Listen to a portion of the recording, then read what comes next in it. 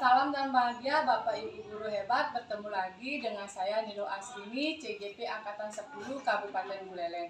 Hari ini saya masih ditemani oleh Bapak Ketut Suprate. Beliau adalah rekan kerja saya di SD Negeri 2 Panjanom yang sekaligus sebagai wali kelas 5. Kali ini kami akan melakukan percakapan pasca observasi pembelajaran. Baiklah Pak Ketut, selamat siang. Selamat siang Ibu. Terima kasih banyak atas waktunya. Bapak masih meluangkan waktu untuk saya untuk melakukan percakapan pasca observasi pembelajaran Pak Nge. Nah, adapun tujuan dari kegiatan pasca observasi pembelajaran ini adalah untuk mengevaluasi sejauh mana kegiatan pembelajaran yang sudah Bapak rencanakan ini berlangsung dengan efektif Pak Nge. Nah, Pak, gimana nih perasaan Bapak hari ini setelah melaksanakan kegiatan pembelajaran Pak? Baik Ibu, perasaan saya setelah saya melakukan pembelajaran yang tadi pagi Ibu evaluasi, kami merasa berbahagia karena pembelajaran sudah bisa berjalan cukup lancar dan tidak ada hambatan. Oke, berarti sudah berjalan dengan lancar Pak ya, syukurlah, dan mungkin perasaan Bapak hari ini sudah lega Pak Nge. Nge Pak. Selanjutnya menurut Bapak nih, bagaimana dengan pembelajaran yang tadi sudah Bapak lakukan? Apakah sudah sesuai dengan area pengembangan atau mungkin Bapak masih merasakan ada beberapa kekurangan-kekurangan Pak?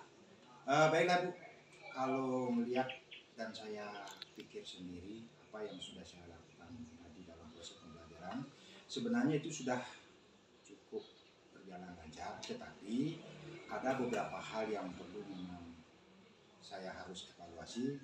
Yang pertama dalam area pembelajaran sesuai dengan yang saya rasakan sendiri itu dari keaktifan siswa, di mana siswa masih kurang begitu aktif. Yang kedua dalam pembelajaran berdiferensiasi, di mana saya juga amati minat, kesiapan dan gaya belajar anak-anak itu masih perlu ditingkatkan untuk di pembelajaran saya. Itu yang kira-kira yang saya rasakan pada pembelajaran. Ya baiklah Pak, tadi Bapak sudah menyebutkan bahwa ada beberapa kendala yang masih Bapak rasakan Pak Nge, dari segi keaktifan siswa, kemudian dari segi proses pembelajaran berdiferensiasi yang sudah Bapak terapkan. Nah, kira-kira faktor apa yang mempengaruhi keaktifan siswa tersebut masih kurang Bapak rasakan, kemudian dari segi mananya Bapak merasakan bahwa pembelajaran berdiferensiasi yang Bapak lakukan itu masih kurang Pak? Nah baik Bu, kalau dari keaktifan siswa kira-kira itu disebabkan ada beberapa hal, diantaranya mungkin sarana prasarana dari pembelajaran itu masih kurang dan ini perlu kedepannya dilengkapi sehingga membuat atau bisa menjadikan anak lebih aktif dalam mengikuti pembelajaran. Nah kemudian yang kedua dalam hal minat dan kesiapan gaya belajar, ini barangkali sesuatu hal yang baru kami laksanakan, tetapi setidaknya sudah bisa berjalan dengan baik, tetapi untuk ke depan perlu juga dikembangkan, ditingkatkan bagaimana minat, kesiapan dan gaya belajar. Berarti karena masih tergolong baru ya Pak ya, pembelajaran berdiferensiasi ini masih tergolong baru buat Bapak ya, dan baru pertama kali Bapak terapkan di kelas nih Pak Nge, jadi Bapak masih mengalami sedikit kendala nih dalam penerapannya. Nah Pak, sehubungan dengan observasi yang sudah tadi saya lakukan, boleh Pak ya yang menyampaikan catatan hasil observasi Tiang terhadap pembelajaran yang sudah Bapak lakukan. Izin Pak Nge. Baik Pak, dari observasi pembelajaran yang sudah Tiang lakukan, secara keseluruhan pembelajaran yang Bapak lakukan Tiang amati sudah berjalan dengan baik dan cukup lancar.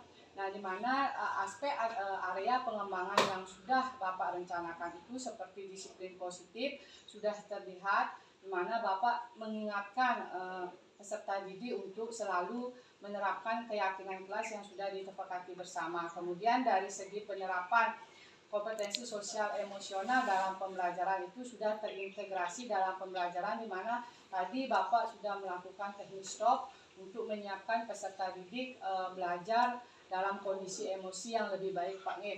Nah, kemudian dari segi pembelajaran berdiferensiasi, catatan Tiang sama dengan Bapak, di mana pembelajaran berdiferensiasi yang sudah Bapak lakukan sudah terlihat Pak, namun masih ada beberapa yang perlu dioptimalkan lagi Pak Nge, karena ini merupakan sesuatu yang baru buat Bapak Nge.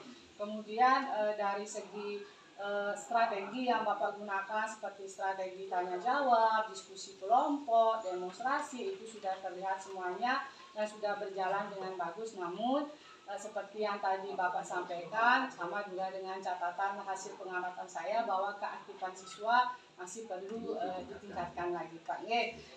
Nggih Pak, untuk rencana tindak lanjut ke depan, apa yang akan Bapak rencanakan untuk ke depannya Pak?